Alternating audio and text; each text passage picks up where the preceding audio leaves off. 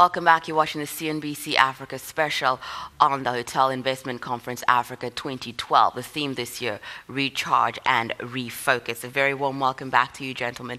We would not be having a title like Recharge and Refocus if we weren't probably going through some situation in terms of just having funding. We've gone through downturn in not only in the global economy, but of course it's impacted your industry. I want to come to you, Clifford, when it comes to speaking about recharging, refocusing, where we are when it comes to finance and being able to finance this industry.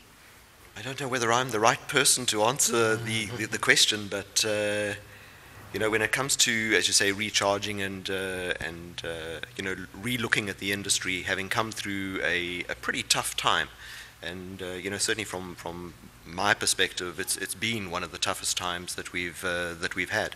But you know, as Graham said earlier, there are a couple of green shoots. We are starting to see that occupancies are on the rise.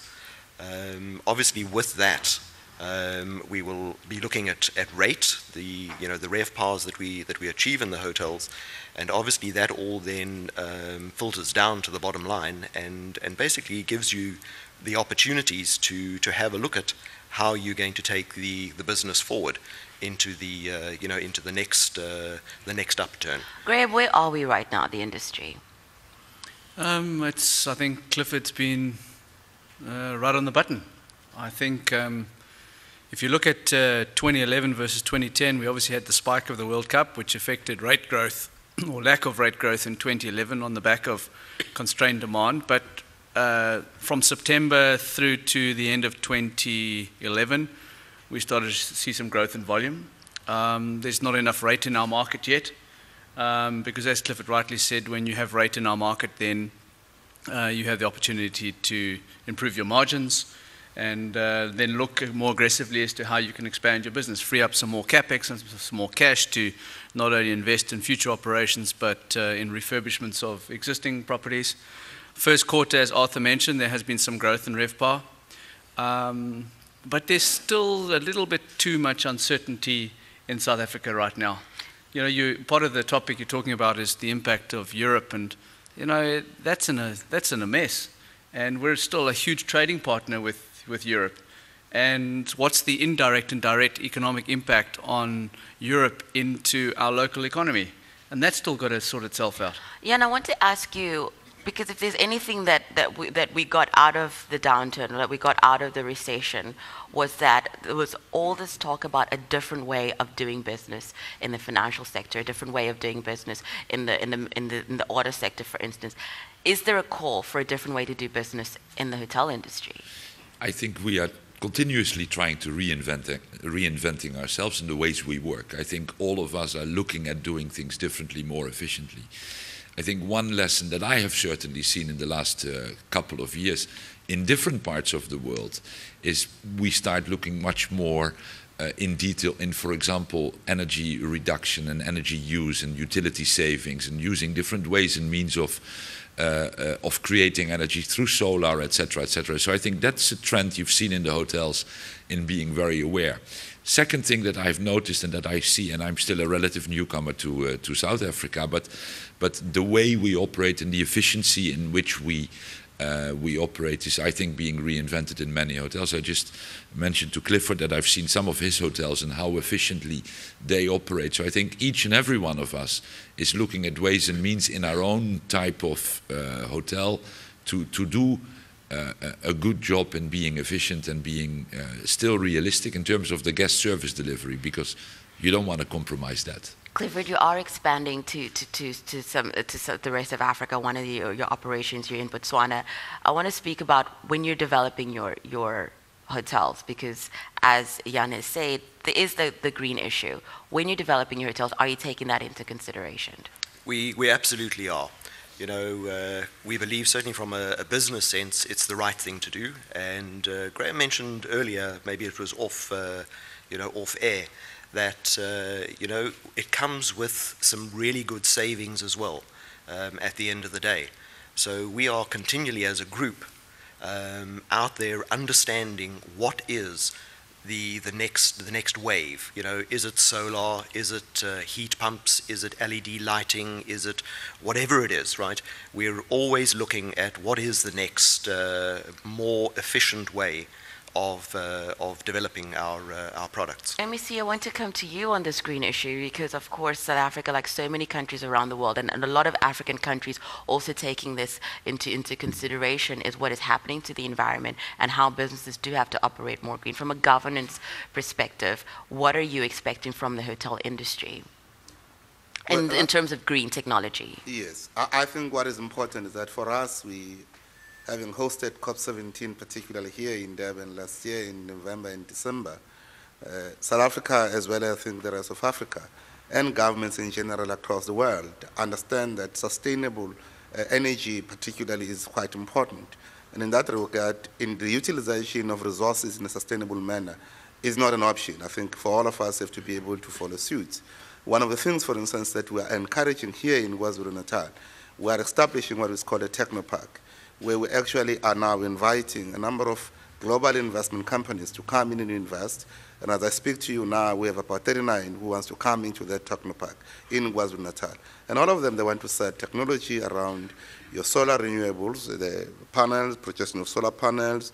Others want to go into wind turbines. Others want to go into biomass and hydro, and a whole gamut of your renewables. And for us, we want to encourage that because it becomes sustainable going into the future. Arthur, I want to ask you, in some cases you do find, when it comes to financing, that you do get some financiers who are saying now that they are taking that into consideration of how green is your business and whether they're going to invest or not, or how much money they're going to put in your business. Are you finding investors asking those questions when it comes to the hotel industry? Very much so. The current investors, increasingly, they're looking at the lifespan of the building, and they're looking very closely at how efficiently it's constructed, but also how efficiently it can be run going forward. So buildings that are LEED certified, i.e., designed to the highest specifications in terms of energy utilization and efficiency of the plant and machinery and so on, are commanding a premium now in the market against properties that are not developed to those standards. And indeed, there is a real debate now about how many buildings out there are older buildings and what needs to be done to bring those up to modern standards. And that's a very fast-growing area for investors and for ourselves as advisors in this area as to how you can bring an older building up to the modern standards. And it can make huge savings in terms of energy consumption and value of the investment long term. Talking about trends, though, I was saying it to the three of you gentlemen because from an operating point of view, some of the surveys, some of the reports that are coming out across different hotels, whether it's low budget to luxury end, they have found, and I was saying this to you, that research is showing more and more that the hotels that are getting really high ratings in terms of their service are those that are offering free Wi-Fi. And we were talking about this in the break, and you were saying, Graham, you were saying that there isn't a model to put that in right now across the board. No, what I was saying is there's no consistent trend around the world as to what's happening with Wi-Fi. You can go and stay at the Dorchester in the UK and pay £45 a day for Wi-Fi. Do you find, though, that your customers, some of your customers are probably asking for it, or what is happening in that space? Yeah, there's definitely, all our customers would like everything for nothing. That's just the nature of what it is. But what you find is people are prepared to pay, but they just want the guarantee of speed and uptime. And we're not like Europe and North America. We have bandwidth challenges still in our environment, and as that gets better and better, as it has been, it will. And I think Wi-Fi will end up becoming a commodity, like an air conditioner is a commodity in your hotel room now, where it wasn't before. Clifford, I want to ask you this, though. Is this something that we should probably not take it seriously? Because it is quite a serious matter, just in terms of how many people are requesting it, and like I said, across the board.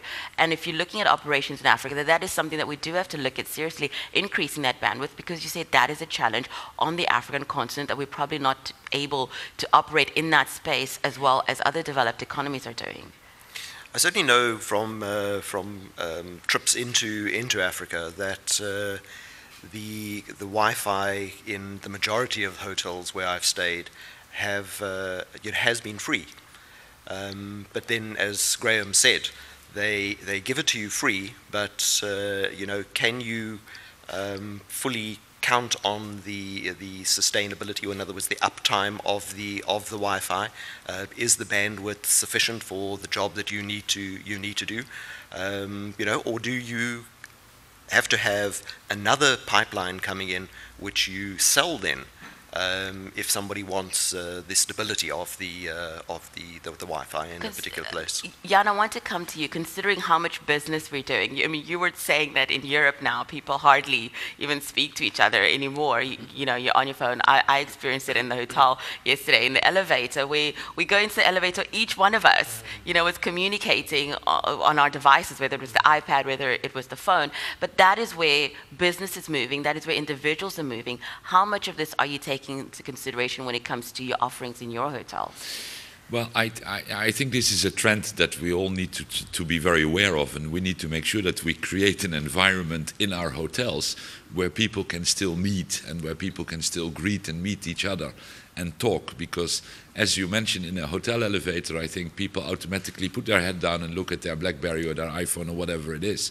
So I think we have a responsibility as hoteliers to create an environment where people feel comfortable and talk to each other, because I think we should, in our business, not forget that we're still in the business of hospitality, and hospitality is all about people, and people need to meet people. And I think that all the other things we've discussed this morning, but we're still a people's business. Yeah, and I mean, to stay with you, because when you talk about responsibilities, you said what we do have to highlight that's really important about the hotel industry isn't just, we've talked about access to financing and green technology and all of those things, but you said what is important about the hotel industry, other than just the hotel industry itself making money, is what it does in terms of economic development in the regions that it operates in. So speak to us about that, because you said that is something that you are passionate about. When you were saying that, Clifford and Graham were both nodding and really agreeing with you, saying that so much change does happen when a hotel establishment opens up in a place. Yeah, I think that's a very important aspect, because wherever we open in the world, we create employment, we create excitement, employment in terms of training people, educating people, but also the suppliers to the hotels. And so it's a whole string of economic opportunities that is created by any type of hotel operating in a new environment. Most important for me, and that's where I think we ought to be passionate, we are in a people's business, as we just said. So the opportunities we offer when we start operating hotels, in terms of new learning, in terms of new jobs, education, and it goes a few steps further, because over the years we have seen many people that have started in our hotels in Africa moving out to the rest of the world. So you offer phenomenal opportunities for people to grow their careers, for people to grow their life. And I think that's where we should also be focusing: the people opportunity, the development, the learning and the training. And that's important. Thank you so much, gentlemen. What we are going to do now is we're going to give an opportunity to our delegates to be able to ask questions. And where are we starting? Greetings, Mr. Minister, fellow delegates. Mark Hartman, Summerstrand, Port Elizabeth. As an independent, the areas touched on in this panel discussion have been most interesting, particularly access to finance and our input costs. Thank you, both Mr. Ross and Mr. Wood, for highlighting those opportunities, challenges, and particularly Hilton. Yes, people are people. This is why we're here today, to communicate with each other around these issues. Mr. Minister, you might assist us with the matter around input costs particularly. We're discussing the new rate cycle for those of us that are property owners. And if there's any particular, I mean, SAPOA can assist us, surely, South African Property Owners Association, and similar efforts can be made to engage with national government for what is a national evaluations scheme or system. Well, let me say that South Africa has developed a new system. And I know with my past, when I was in local government in particular, that way back, I think it was 2005, there was an introduction of in the country, a new rate system, and it was based on a rand randage.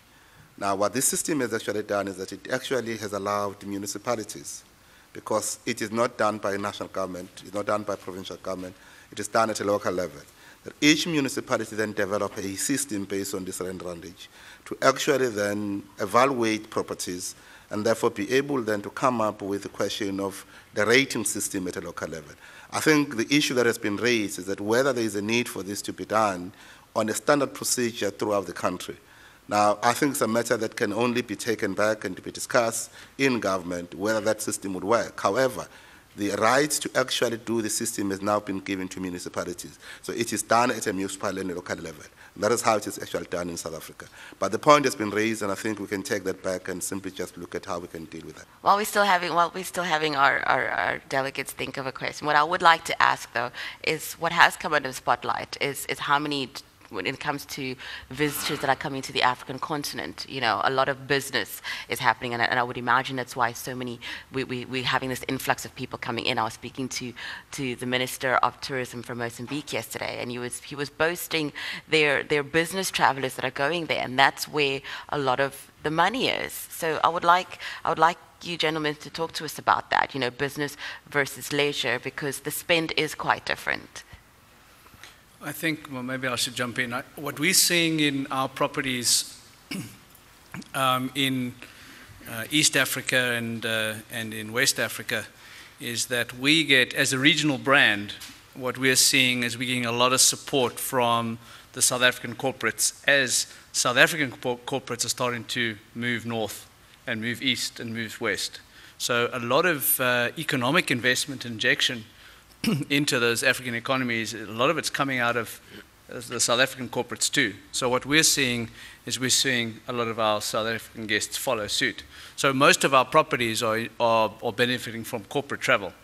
And domestically in South Africa, our market and the success of our hotel industry is still largely dependent on the domestic and international corporate traveler.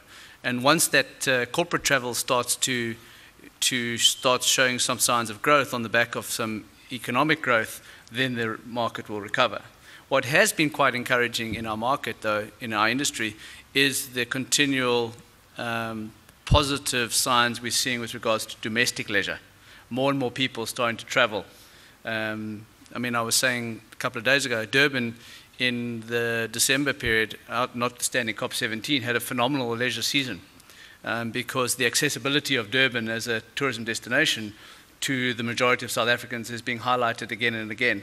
And so that's, you know, you talk about the mix between corporate and leisure.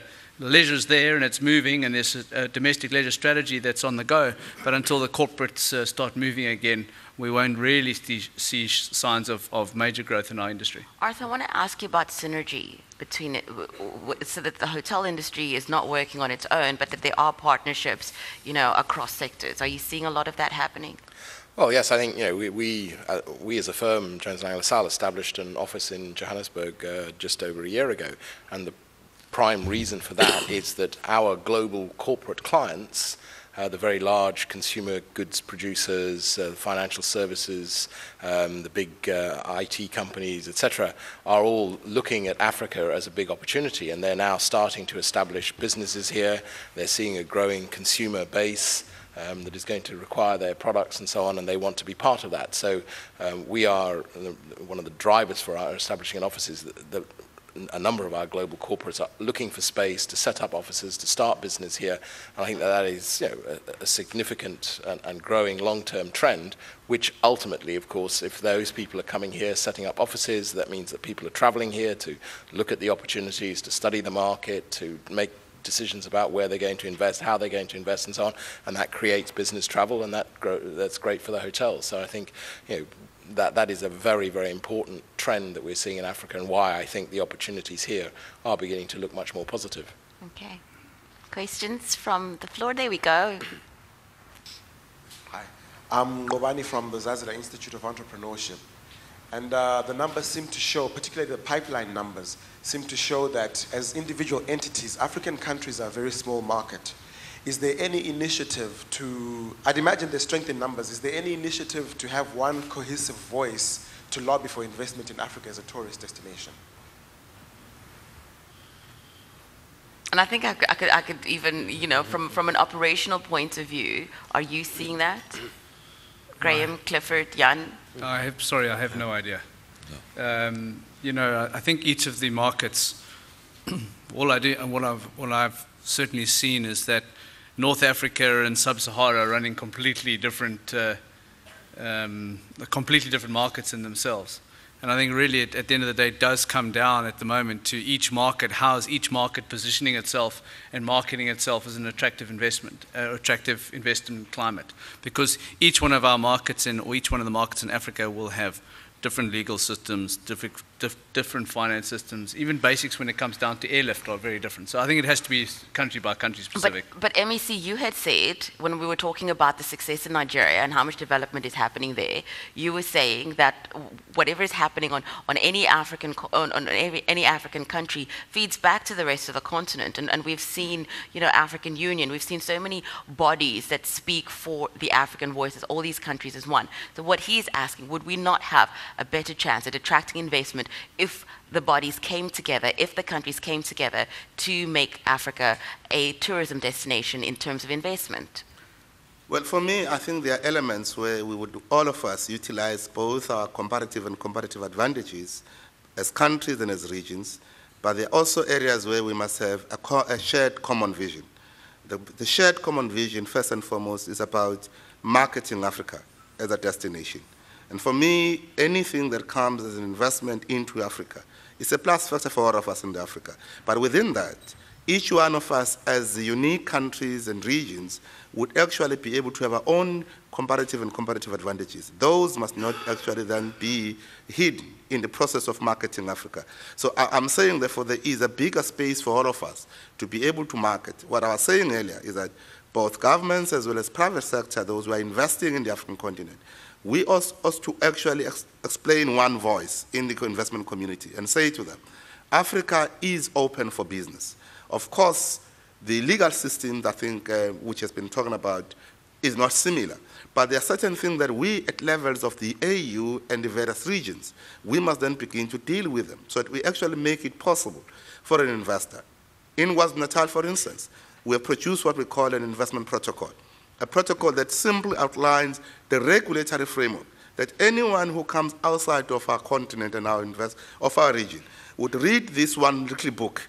And this little book will tell you from your EIA studies to any other thing, because you would not be familiar with the regulatory and the legal system in KwaZulu-Natal in South Africa. So I'm saying these are kinds of things that as regions and as a continent, we need to move towards. But it's going to take time because Africa is 54 different countries. Thank you so much. Thank you so much, gentlemen, for joining us. Thank you for the discussion. And I think that we are going to be, the hotel industry as a whole and delegates that have been listening to you and our viewers do have some thoughts to take and some to take back home. Thank you so much for joining us. And that was our panel discussion on the Hotel Investment Conference 2012. And the theme for this year is Recharge, Refocus. Thank you so much for joining us on the program.